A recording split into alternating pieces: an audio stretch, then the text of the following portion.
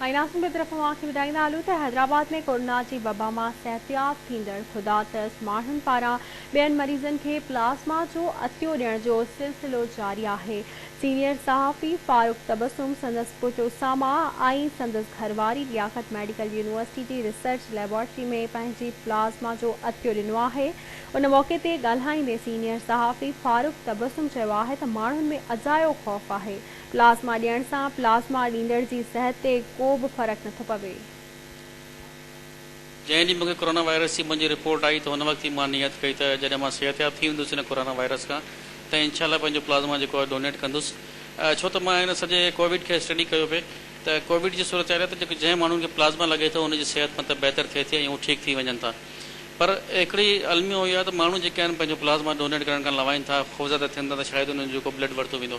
पर हक़ीक़त ईअं न आहे त माण्हू जेको माण्हू जो ब्लड वरितो वेंदो, ब्लड में हिकिड़ो पाणी लिक्विड हूंदो आहे प्लाज़्मा जी सूरत में, हुनखे सिर्फ़ु कॾहिं ॿिए पेशेंट खे लॻाइजे थो त जेको 90% जेके पेशेंट्स आहिनि उनजी तबियत जेका आहे उहा बहितर थी वञे। हिन महिल ताईं आउं तक़रीबन 24 डोनर जा प्लाज़्मा कलेक्ट करे चुको आहियां जेके हिते डोनेट करे चुका आहिनि असां वटि डायग्नोस्टिक रिसर्च लेबोरेटरी में, ऐं उहे 24 खे तव्हां मल्टीप्लाई 3 सां करियो त एतिरा प्लाज़्मा असीं